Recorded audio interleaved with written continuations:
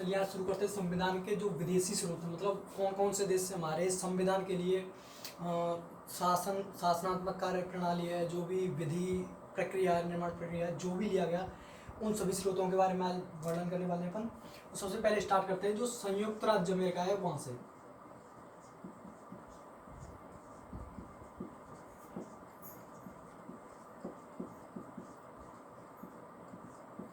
तो संयुक्त राज्य अमेरिका से बेसिकली हमारे जो संविधान में लिए गए वो है मौलिक अधिकार हैं, न्यायालय की सर्वोच्चता है, मैं लिख देता हूँ न्यायालय की सर्वोच्चता,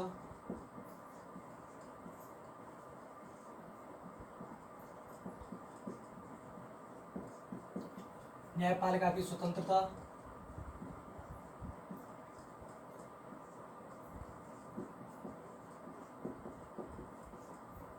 मौलिक अधिकार,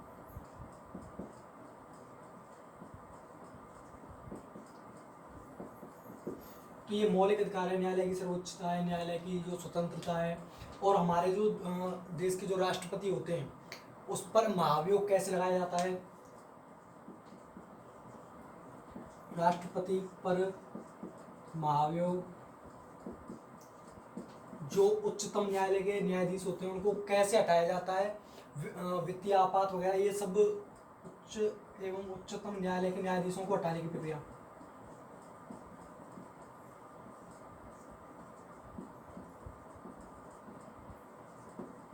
को हटाने की प्रक्रिया, ये संयुक्त राज्य अमेरिका से ली गई। उसके बाद अपन बात करते हैं ब्रिटेन। तो ब्रिटेन से बस जो हमारी एकल नागरिकता प्रणाली है और जो संसदात्मक शासन प्रणाली है उसको लिया गया है। एकल नागरिकता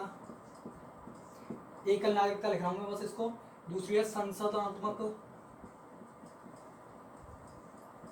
शासन प्रणाली। उसके बाद अपन बात करते हैं आयरलैंड की। दोस्तों आयरलैंड से जो हमारे नीति निर्देशक तत्व हैं, नीति निर्देशक सिद्धांत है, उनको लिया गया है नीति निर्देशक सिद्धांत। और जो राष्ट्रपति जो हमारी राज्यसभा में जो 12 लोगों को मनोनीत करता है, जो एक विशेष दर्जा यानी कला साहित्य उनसे जो जुड़े हुए लोग हैं उनको मनोनीत करता है, वो भी आयरलैंड से भी हमारे संविधान में आया हुआ है। तो उसको मैं लिख नहीं रहा। फिर उसके बाद मैं बात करता हूँ ऑस्ट्रेलिया।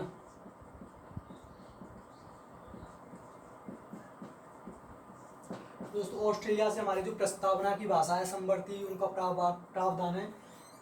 प्रस्तावना की भाषा जो हमारे संविधान की प्रस्तावना है उसकी भाषा, समवर्ती सूची उनका प्रावधान। फिर जस्ट इसके बाद अगर बात करें अपन इसमें और तो और मिल जाएगी जो हमारे केंद्र और राज्य के बीच शक्तियों का जो बंटवारा है, वो केंद्र व राज्य के बीच शक्तियों का बंटवारा।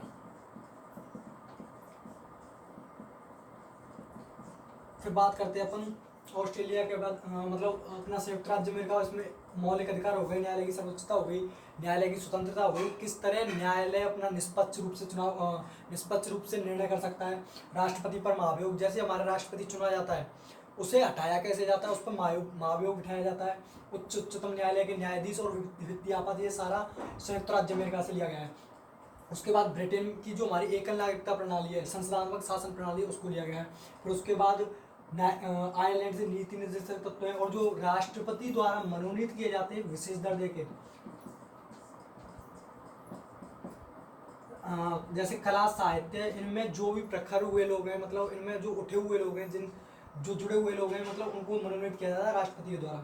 उसके बाद ऑस्ट्रेलिया में प्रस्तावना की भाषा हो गई, समवर्ती सूची हो गई, केंद्र और राज्य के बीच शक्तियों का बंटवारा हो गया। उसके बाद रूस से लिया है दोस्तों जो हमारी मौलिक कर्तव्यों का जो प्रावधान है, मूल कर्तव्य मौलिक कर्तव्य का प्रावधान, ये लिया गया है रूस से। उसके बाद मैं बात करूं दक्षिण दक्षिण अफ्रीका से जो हमारे संविधान में समय समय पर जो संशोधन होते आए हुए हैं उनको, उनका जो प्रावधान है वो दक्षिण अफ्रीका में है, दक्षिण अफ्रीका से सॉरी लिया गया है संविधान संशोधन की प्रक्रिया।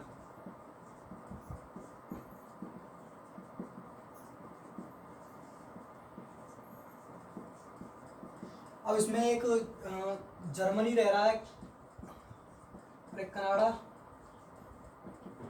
दोस्तों जर्मनी से जो हमारे मतलब राष्ट्रपति के जो आपातकालीन शक्ति है तो उनको जर्मनी से लिया गया है, मतलब जो आपातकाल के समय जो राष्ट्रपति को हमारे को मौलिक अधिकार मिलते हैं वो।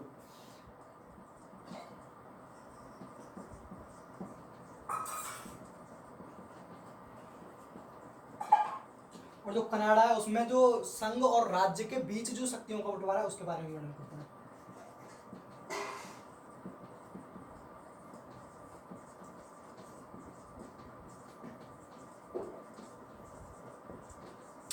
तो ये हो गए जो बेसिकली मैं मोस्ट जो भी यहाँ पे भारतीय संविधान के बारे में जो भी विदेशी स्रोत हैं तो वो ये सारे हो गए। तो अगली वीडियो में अपन और अच्छी तरह इसको डिस्कस करेंगे। Thank you.